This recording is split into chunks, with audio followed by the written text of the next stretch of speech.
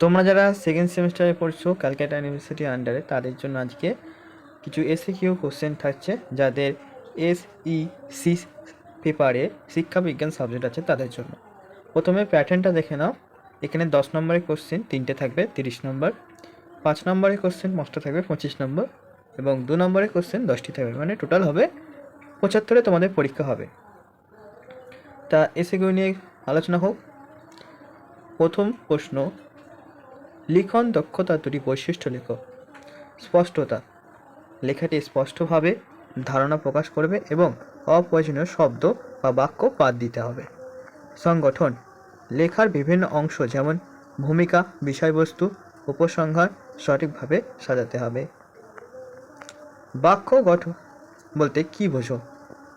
বাক্য গঠন বলতে বোঝায় অর্থপূর্ণ শব্দগুলিকে এর নির্দিষ্ট নিয়মে সাজিয়ে একটি সম্পূর্ণ ধারণা প্রকাশ করা হয় বা অর্থপূর্ণতা প্রকাশ পায়। পুঙ্খানুপুঙ্খ পাঠ কাকে বলে? পুঙ্খানুপুঙ্খ পাঠ বলতে কোনো কিছু খুঁটিয়ে বা বিস্তারিতভাবে পড়াকে বোঝায়। এটি এমন একটি প্রক্রিয়া যেখানে মনোযোগ সহকারে প্রয়োজনীয় অংশটি খুঁজে বার করা যায়। নীরব পাঠে দুটি উপকারিতা: এটি পড়াকে আরও দ্রুত করে এবং মনোযোগ বৃদ্ধিতে সহায়ক। ধারণা পাঠ বলতে কী বোঝো? শোনো বিষয়, এটা যে কোনো বিষয় হবে, যে কোনো বিষয়বস্তু সম্পর্কে একটি ধারণা পেতে হলে যে ধরনের পাঠের প্রয়োজন হয় তাকেই ধারণা পাঠ বলে। যোগাযোগ প্রক্রিয়ার দুটি নীতি। প্রস্তুতি নীতি, যোগাযোগ প্রক্রিয়ার কার্যকরী করার জন্য প্রেরক ও গ্রাহক উভয়কে মানসিকভাবে প্রস্তুতি হওয়া প্রয়োজন। দক্ষতার নীতি, যোগাযোগ প্রক্রিয়া শুরু হয় বিশেষ কোনো যন্ত্রকে কেন্দ্র করে। ওই বিষয় বিদ্ধ প্রেরককে যথেষ্ট দক্ষ হতে হবে। যোগাযোগ প্রক্রিয়া দুটি উপাদান কি কি? প্রেরক, যোগাযোগ হবে, এটা যোগাসন নয়। যোগাযোগ প্রক্রিয়া শুরু হয় যার কাছ থেকে তাকে প্রেরক বলে। গ্রাহক, যার উদ্দেশ্যে কিছু বার্তা প্রেরণ করে তাকে গ্রাহক বলে। শ্রবণ দক্ষতা দুটি নীতি। চুপ থাকা, যখন অপর ব্যক্তি কথা বলে তখন শ্রোতাকে মনোযোগ সহকারে চুপ করে শুনতে হয়। আগ্রহ, শ্রোতার মধ্যে শোনার আগ্রহ থাকলে তবেই শ্রবণ কার্যকরী হতে পারে। মৌখিক যোগাযোগ কাকে বলে? মৌখিক যোগাযোগ প্রক্রিয়া হলো এমন একটি প্রক্রিয়া যেখানে মানুষ একে অপরের সাথে কথা বলার মাধ্যমে তথ্য, ধারণা, অনুভূতি আদান প্রদান করে। কথন দক্ষতা কাকে বলে? কথন অর্থাৎ কথা বলা। কথন একটি প্রকাশ ধর্মের দক্ষতা। শিশুর জন্মের পর থেকে একটি নির্দিষ্ট ভাষা পরিবেশে বড় হয়, তখন শিশু তার মনের ভাব সুন্দরভাবে সুসজ্জিত ভাষার সাহায্যে সক্ষম হয়, তখন তাকে কথক দক্ষতা বলে। কথন দক্ষতার দুটি বৈশিষ্ট্য লেখো। স্পষ্টতা অর্থাৎ স্পষ্টভাবে কথা বলা, স্বতঃস্ফূর্ততা অর্থাৎ স্বতঃস্ফূর্তভাবে কথা বলা। বাচনিক যোগাযোগ কাকে বলে?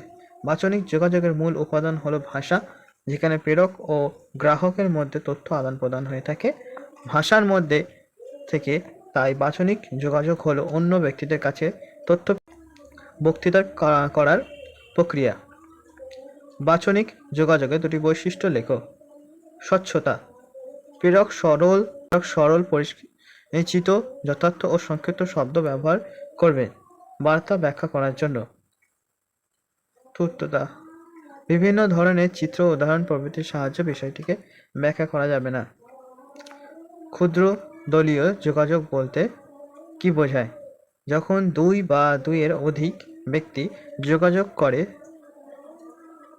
থাকে তখন তাকে ক্ষুদ্র দলীয় যোগাযোগ বলা হয়, যেমন শ্রেণীকক্ষের যোগাযোগ। গণযোগাযোগ বলতে কি বোঝো? যখন অধিক সংখ্যক ব্যক্তির কাছে সাধারণত একমুখী যোগাযোগ হয়ে থাকে তখন তাকে গণযোগাযোগ বা পাবলিক যোগাযোগ বলা হয়, যেমন জনসভার বক্তৃতা। অবাচনিক যোগাযোগ বলতে কি বোঝায়? যখন কোনো শব্দ ব্যবহার না করে সুষ্ঠুভাবে গ্রাহক ও প্রেরকের মধ্যে যোগাযোগ সম্পন্ন হয় তখন তাকে অবাচনিক যোগাযোগ বলা হয়। যেমন মুখের স্বব্যক্তি চোখের যোগাযোগ। অবাচনিক যোগাযোগের দুটি বৈশিষ্ট্য লেখো। অর্থ প্রকাশ। অবাচনিক যোগাযোগ ব্যবহার করে তাদের অনুভূতি, মেজাজ এবং যথাযথ মত প্রকাশ করতে পারে। শব্দহীনতা। এখানে শব্দ বা ভাষা ব্যবহার করা হয় না, তাই এটি মৌখিক যোগাযোগ থেকে আলাদা। দলগত আলোচনার বৈশিষ্ট্য লেখো। প্রস্তুতি। নির্দিষ্ট বিষয়বস্তু আলোচনার জন্য শিক্ষক এবং শিক্ষার্থী উভয় পূর্ব প্রস্তুতি প্রয়োজন। যে বিষয়ে বা সমস্যা সম্পর্কে আলোচনা করা হবে সেই বিষয়ে শিক্ষার্থীর পূর্ব ধারণা থাকতে হবে, যাতে তারা ভালোভাবে আলোচনা করতে পারে। সময়। বিদ্যালয়ের শ্রেণীকক্ষে আলোচনা পরিচালনা করার জন্য সময় নির্দিষ্ট থাকা প্রয়োজন। দলগত আলোচনার দলের নেতার কি কি গুণ বা দক্ষতা থাকা প্রয়োজন? বক্তব্যের স্বচ্ছতা, স্থিরতা, অভিজ্ঞতা, প্রেরণা, অন্য ব্যক্তির সঙ্গে খোলামেলা ক্ষমতা, সহজ প্রকাশ। দলগত আলোচনার দুটি সুবিধা লেখো। সক্রিয়তা। দলগত আলোচনা পদ্ধতিতে শিক্ষার্থীরা সক্রিয়ভাবে অংশগ্রহণ করতে পারে এবং শিখন দীর্ঘ সময় হয়। স্বাধীন মতামত প্রকাশ। আলোচনা পদ্ধতিতে শিক্ষার্থীরা স্বাধীনভাবে তাদের মতামত প্রকাশ করতে পারে। এর ফলে শিক্ষার্থীদের আত্মবিশ্বাস ও আত্মনির্ভরশীল বাড়ে। দলগত আলোচনার দুটি অসুবিধা লেখো। পরিকল্পনা করা অসম্ভব। পরিকল্পনা করা সম্ভব হবে এটা। দলগত আলোচনা করা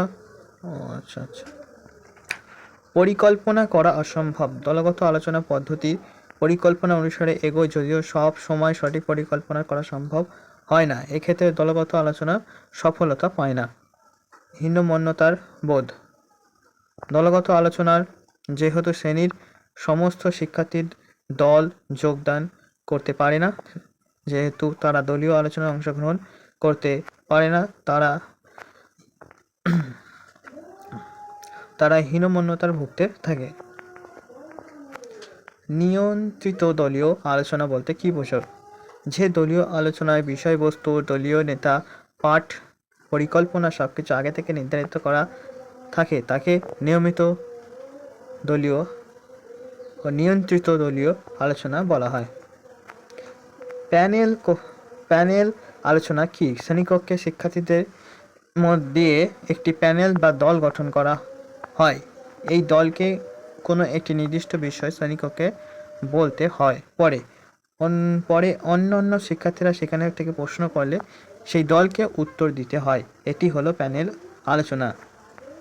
বিতর্কমূলক আলোচনা বলতে কি বোঝায়? কোনো একটি নির্দিষ্ট বিষয়ে যখন দুটি দল বিষয়টিকে পক্ষে এবং বিপক্ষে নিজেদের মধ্যে মত প্রকাশ করে তখন তাকে বিতর্কমূলক আলোচনা বলা হয়। তাৎক্ষণিক বক্তৃতা বলতে কি বোঝায়? তাৎক্ষণিক বক্তৃতা বলতে কোনো রকম প্রস্তুতি ছাড়াই হঠাৎ জনসমাজে বক্তৃতা দেওয়া, যেমন ভারতের স্বাধীনতা দিবস সম্পর্কে ইত্যাদি। তো এই ছিল 25টি প্রশ্ন এসকিউ। তোমাদের যদি ভিডিওটি কাজে লেগে থাকে তো অবশ্যই চ্যানেলটিকে সাবস্ক্রাইব করে এবং ভিডিওটিকে লাইক করে রাখবে, এবং যদি কোনো নোটস তোমাদের দরকার হয়ে থাকে তাহলে কমেন্ট করে অবশ্যই জানাবে।